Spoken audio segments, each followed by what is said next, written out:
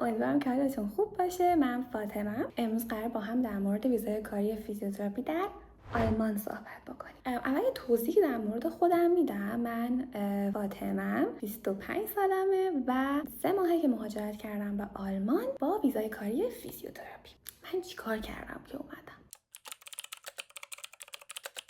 اولین کاری که من کردم آزاد کردن مدرک تحصیلیم بود که خیلی خیلی مهمه و بدون اون نمیشه متاسفانه مهاجرت کرد. دومین کاری که من کردم شروع زبان آلمانیه، چون بدون مدرک زبان آلمانی متاسفانه نمیشه مهاجرت کرد. به چه مدرکی نیاز داریم؟ یا B1 یا B2. ترجیح B2. چرا؟ به خاطر اینکه وقتی رسیدین آلمان در هر صورت باید مدرک زبان B2 رو امتحان بدین. پس چه بهتره که تا ایران هستین این کار رو بکنین. در طول این که دارین زبان میخونین باید یه سری کارا بکنین. حالا چی کار؟ خود من اول از همه که مدرکم آزاد کردم، بعد از چه کلاس زبان ثبت نام کردم، تقریبا از سطح A2 شروع کردم به مدرک جمع کردن. حالا به غیر از اون دانشنامه و ریزنمراتی که دانشگاه بهتون تحویل میده، بعد از آزادسازی مدرک باید گواهی اشتغال، کارت نظام، یه سری تفکیک ساعات تئوری عملی که تو دانشگاه گذروندیم بریم از دانشگاه بگیریم و شرح وظایف فیزیوتراپی. من اینا رو تو طول این دوره‌ای که زبان میخوندم آماده کردم، دادم به ترجمه. حالا اینجا یه نکته خیلی مهمی قرار میگیره که چی؟ که شما باید اون ایالتی که میخوایم برین رو مشخص کنیم. چرا؟ به خاطر اینکه اون ایالت، هر ایالتی یعنی یه سری مدارک خاصی رو ممکنه بخواد. کلیت همش یکیه ها، ولی یه سری ها مثلا یه سری قوانین خاصی دارن. مثلا چی؟ مثلا برای نوردراین وستفالن که خود من اقدام کردم، حتما باید توی گواهی اشتغال کلمه تمام وقت ذکر بشه. خب مثلا بقیه ایالت ها هم یه سری اینجور چیزا رو دارن. حالا از کجا اصلا باید اینا رو پیدا کنیم؟ گود پوینت. اول از همه ایالتی که میخوایم برین رو مشخص میکنیم. دوم میرین توی اداره آنرکنونگ، میرین توی سایت اداره آنرکنونگ اون ایالتی که میخوان. اصلا حالا آنرکنونگ یعنی چی؟ I don't know. آنرکنونگ یه بهش میگن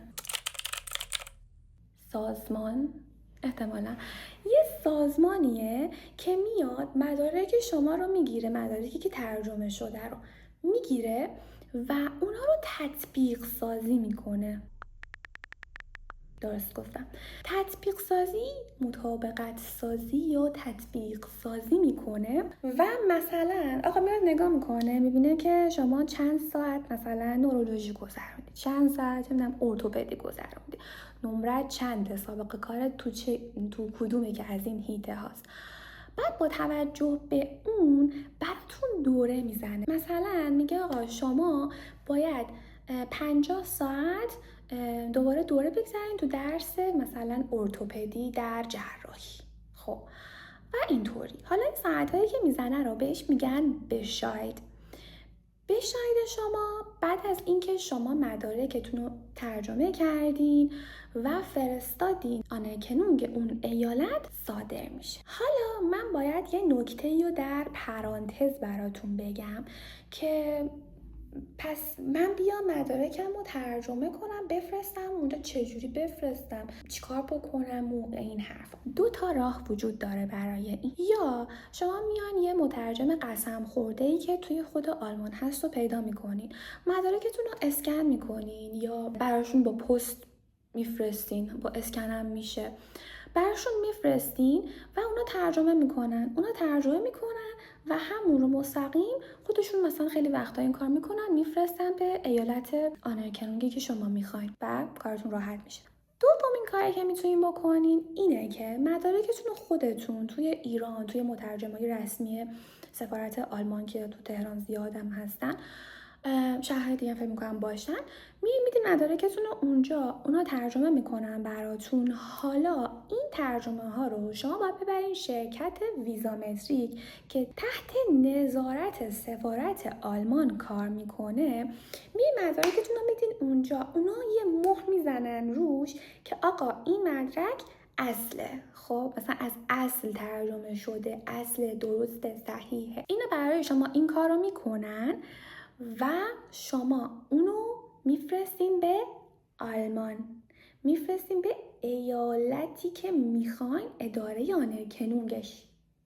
خب پس چی شد؟ میاین مدرکتون رو ترجمه میکنین، میدین ویزا متریک، نوبت باید حتما از قبل بگیرین، میدین ویزا متریک برای شما لگال و بگلا انجام میده.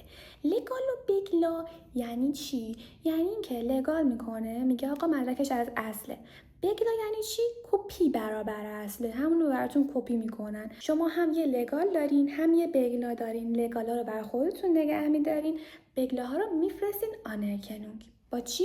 با پست. خیلی پستا هستن که این کار براتون میکنن، ازش هم خیلی نمیشه. برای من بکنم 1 میلیون. حالا شما مدرکتون رو فرستادین آنرکنونگ، برای شما بشاید صادر شده.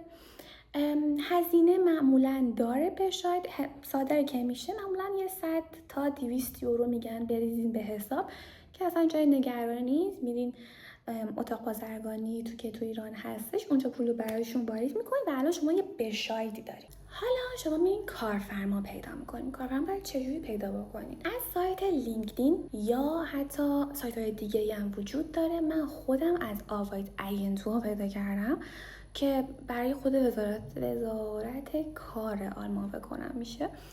براتون میذارم سایتو. از این سایت ها شما میتونین کارفرما پیدا بکنین. کارفرما رو که پیدا کردین براشون درخواست میفرستین، براتون ایمیل میزنن اگر شما خوششون بیاد و براتون قرار مصاحبه میذارن.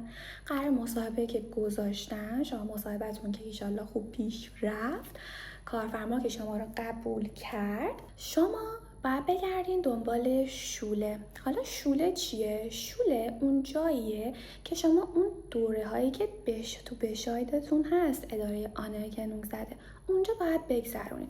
دوره های تئوریشو باید اونجا بگذرونین. شما در کنار اینکه کار میکنین پیش کارفرماتون، شوله میرین و در تمام این مراحل، یعنی در تمام این ماهایی که دارین این کار میکنین، به اندازه‌ای که دوره خوردین بهتون حقوق هم میدن. حالا چقدر حقوق میدن بستگی داره به اینکه کارفرماتون بهتون چه حقوقی پیشنهاد بده. شما میتونین با کارفرمای مختلف صحبت بکنین و اینو ازشون بپرسین. معمولا از 2300 تا به بالا هستش که حالا بینم مالیات میخوره. کارفرما رو پیدا کردین، باهاش به توافق رسیدین، شوله رو پیدا کردین، امتحان زبانتون رو دادین و مدرک زبان B1 یا B2 گرفتین. کارفرما براتون درخواست پیش تاییدیه میده. پیش تاییدیه از وزارت اداره کارشون میاد و اون پیش تاییدیه که صادر شد، شما با اون پیش تاییدیه میرین سفارت درخواست ویزا میدین بدون نیاز به نوبت قبلی و بدون هیچ مشکلی. اگه با سوالی داشتین از من بپرسین، توی ویدیوهای بعدی سوالاتون رو جواب میدم. و تا ویدیوهای بعدی، بای.